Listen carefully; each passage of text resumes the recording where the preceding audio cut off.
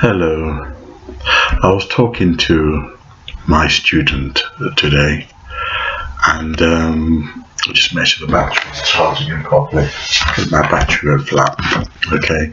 I was talking to my student today, and we got talking on things, and my memory was jogged back to a time in 2012 when I was in hospital 3 times, and on those 3 occasions I should have been dead. I should not have been here. But what was interesting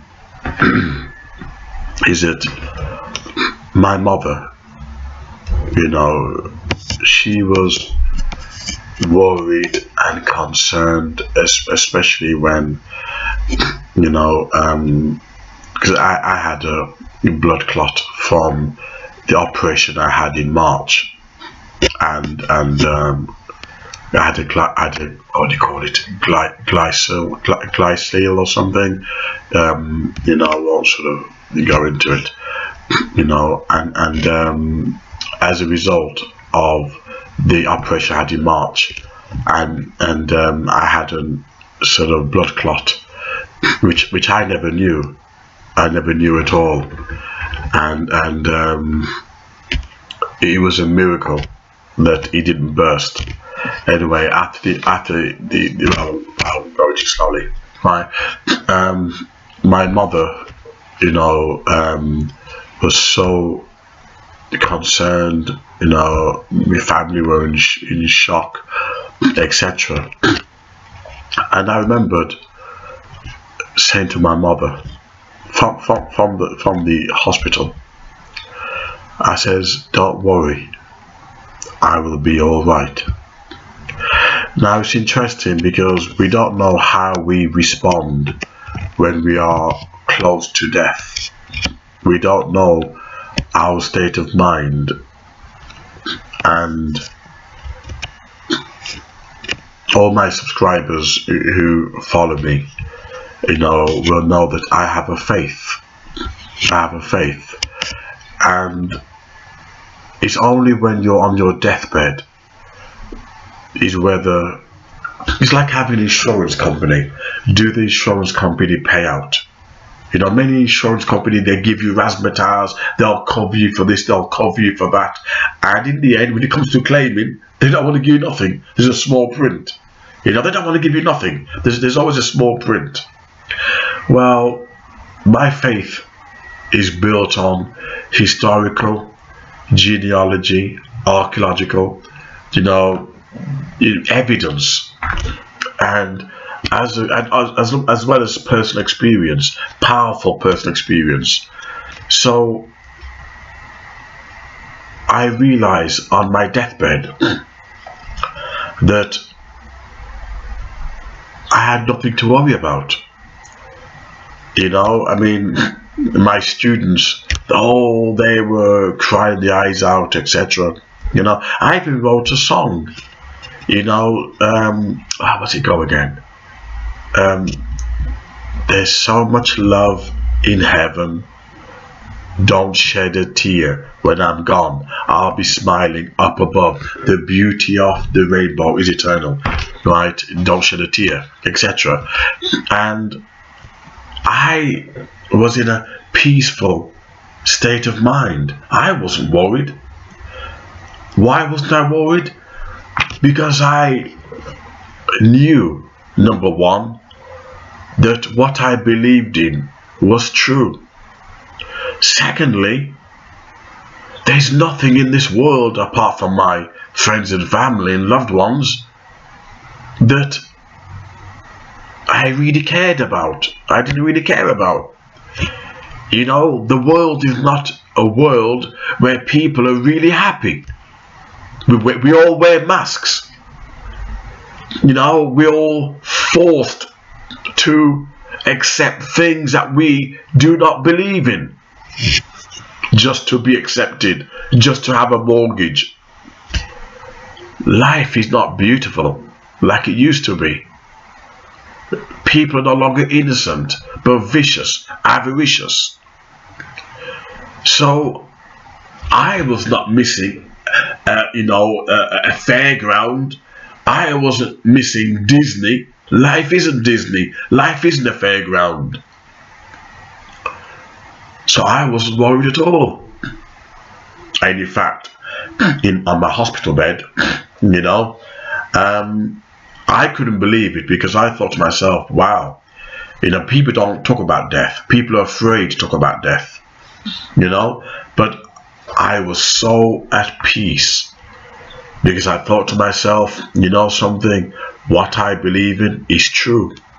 There's no small print. There's no small print. They're like insurance companies, insurance scams. Oh, you pay every month, or annually, and what happens is I'll cover your car, I'll cover your property. But when it comes down to it, you find there's a small print. They're only covering 35% or 75%. So there's always a small print. But with this one, I thought, something? The peace I had. I was even listening as I was making my operation to Jim Reeves. I love Jim Reeves. I was raised on Jim Reeves, and I was listening to his Christian gospel album, and I had no fear whatsoever. The only thing I feared was leaving my loved ones behind in this rotten world. And I began to realize I'm not really happy in this world.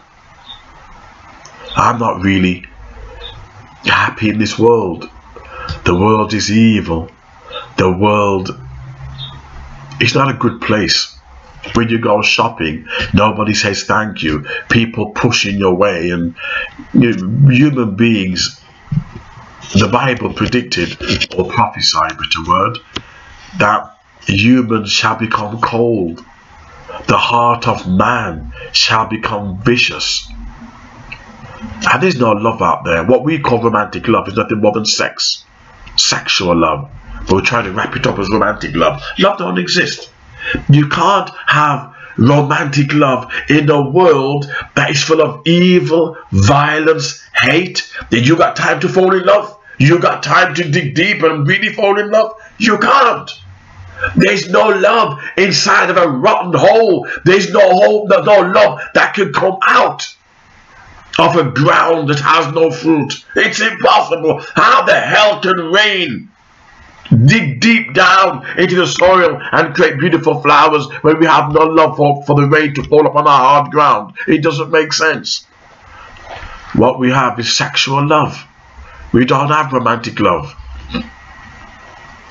But as a result, I wasn't afraid. I knew that what I believed in, which is my Christian faith, was real and true. I had many experiences. I was not for the experiences alone, but powerful, archaeological, historical, textual evidence that what I believed in would get me out the grave sooner or later. I wouldn't remain in the grave for too long, but be awakened from my sleep sooner or later. And it's because of this why I was able to face death. I wasn't afraid, because either God is true or he's a liar.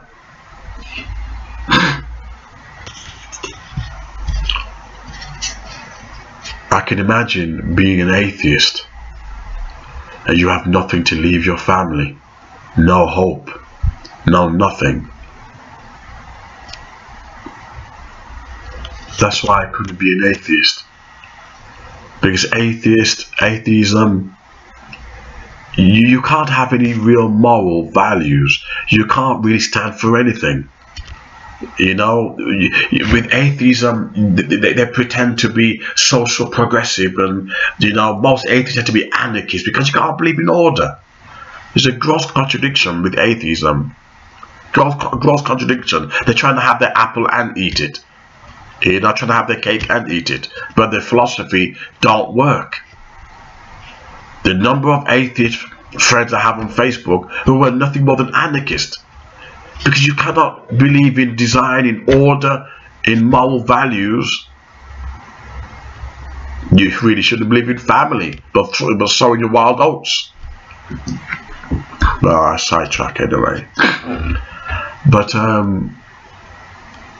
yes, I've tasted death, and I realized I wasn't afraid. I wasn't afraid at all. I had my faith. When I was being wheeled into the operating theatre and they gave me some anesthetic to knock me out, you know what they do? They talk to you, you know, because that way they find out whether you're really on there. And, you know, and they talk about my music or something, and I thought, oh, they're just my music. You know, no, I started talking there, I was out. Yeah, you know, they talk about something that is passionate to you. You know, you're like, you know, before you know it, you're out. You know, but I wasn't really worried at all. Wasn't worried. You know, I had peace of mind. I knew that what I believed in, who I believed in, sooner or later would raise me from the dead. When you have that kind of peace, assurance, nothing in this world can replace that. Nothing in the world. I'm not perfect, I have my sins like anybody else, but my faith is very strong.